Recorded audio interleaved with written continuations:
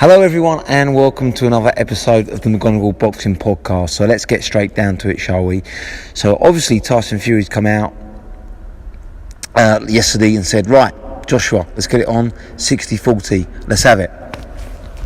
So obviously Joshua was replied within 6 hours going, absolutely, let's do it.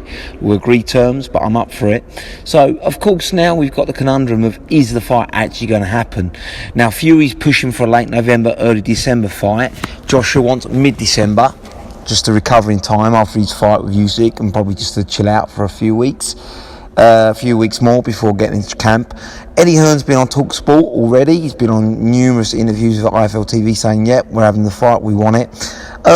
It's a good fight. It's still a very good fight. I know Joshua's just come out of a 2-fight loss against Usyk, but if I'm Joshua, I take the fight.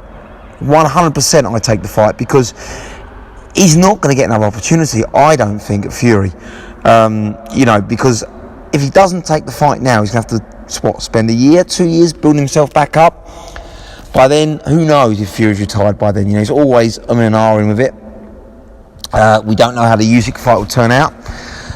We don't know if Joshua comes back. Because he's going to have to fight a contender. He's going to have to fight a Wilder, a Ruiz Jr. again, a Joe Joyce, a Joseph Parker, a much improved Joseph Parker, by the way. Not saying he can't beat them fighters, but he certainly can lose to them as well. His confidence is shot at the moment. That's the only stumbling block for me. Is it a too big a step to take Joshua from a 2-fight losing streak, and he's lost 3 out of his last 5, to fight the best heavyweight on the planet, in my view, Tyson Fury. But one credit to Joshua, you got to respect him throughout his career. He's never ducked a challenge. He's always shown mental fortitude in that respect. He doesn't duck anyone. He believes in himself, and I firmly believe his post-fight rant against Usyk was because he totally believed he was going to win that fight. Now, some people call him delusional because there wasn't much adjustment, I don't think, from the last fight. It was a better performance because it was more aggressive, but tactically there wasn't a whole lot of difference there. But You got to hand it to Joshua. He doesn't back down from a challenge. He's always believed in himself. So that's a possibility. But what I will say is, obviously Fury's a huge favourite, and that's very generous. I thought he was going to give Joshua 70-30, and you couldn't really argue with that, could you? Fury has developed himself. He's already been on the WWE again this weekend. Massive pay-per-view for them there.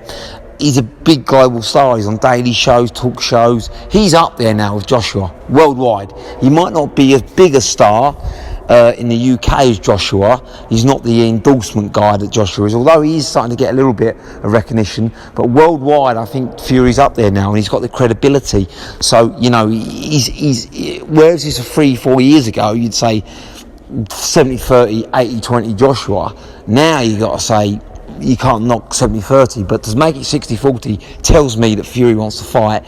Not only that, he's extremely confident of winning this fight, and you can't blame him, because unless Joshua turns up Klitschko style, which let's face it, we hadn't seen since the Klitschko fight 5 years ago, I don't think he's got any chance. He can't outbox, and I don't think he can outbrawl Fury anymore. I think Fury can knock Joshua out now. That's the big difference. Obviously, the one thing that Joshua has got is that vicious uppercut. Now, Fury cannot showboat and take that out of proportion, because otherwise he'll get caught, and he can get knocked down and possibly stopped like Wilder. He floored him. So, he's still a dangerous fighter, Joshua, but I don't think he's the same fighter anymore. He's lost some of his confidence in the ring. I think he fully believes he's going to win before the fight, but you can see as fights go on now, he starts to lose confidence in himself and his belief, and I think he knows he can get hurt now. He's lost that invincibility and that dog in him, and he's going to have to get it back. Now, Garcia, we've already done a podcast on the fact that Garcia wants to move over to the States. He'll have to do that. He'll have to 100% commit himself to a 9-10 week camp out in the States, away from the egos, the back scratchers, the endorsements, the media circus that's in the UK. He's going to have to get himself out there where he's almost like a nobody again, training hard, in the States with young, hungry lions who are going to push him and hurt him in sparring. He needs that. He needs an ugly sparring camp. Now, of course, I'm not saying all your sparring camps need to be like this, but for this fight, absolutely. He needs to make it as hard as possible, because trust me, Fury's coming for him if they do meet. They're saying it's Principality Stadium in Cardiff, obviously because of the roof, which is almost not big enough really, although it's a 60,000 seater, but it'd be great to have it in the UK. It's a UK fight, but I know money makes sense, but let's have Usyk Fury in Saudi for unification afterwards. This makes sense right now in the UK, and I'd love to see it in the UK. But listen, if it goes ahead, it'll be amazing for British boxing, possibly still the biggest British boxing fight, I believe, ever. I mean, bigger than Cooper Ali, because let's face it, Cooper wasn't really expected to win. Bigger than Bruno Lewis, without question, because these two are bigger stars. Make no mistake about it. Bigger than Eubank Ben, I reckon, as well. Because these are heavyweights and they're massive global stars now. So it's going to be massive. It's going to generate six figures. They're both going to get handsomely played. I reckon they're pushing 40 million each, honestly, with endorsements, TV rights. Don't be surprised if Joshua walks away with 30 mil and Fury walks away with 40 mil, all in. Fight purse, gate receipts, pay-per-view buys. Trust me, they're going to earn a lot of money. It's going to be a great fight, but I just think, obviously, if it does happen, I'm waiting for it to sign.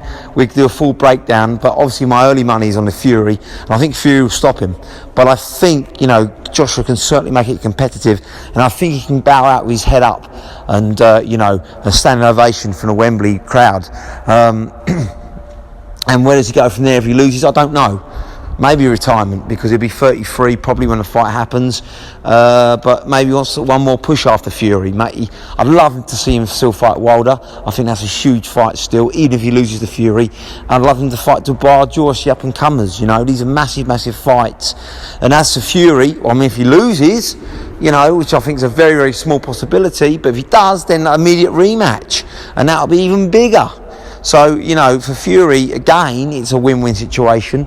I'm great that he's active again, and bring it on. That's what I say, bring it on. But long way to go. Obviously, promoters, there's egos there with Warren and Hearn. They don't like each other. There's going to be lots of yin and yang in, like there was last year with it. And I think the pay-per-view, the TV broadcasters, BT, DAZN, they're going to have to get their heads together, let their egos coincide, which is not easy, trust me, in a fight like this. And the Fury Joshua camps again, so there's a lot to be done first, but hey, if it goes ahead, what a fight we've got. The biggest fight in British boxing history, and it could be just months away, a day before the World Cup. Come on England, especially if England gets the World Cup final, it'll be huge. But let's not count our chickens, a long way to go, but wow, exciting times ahead.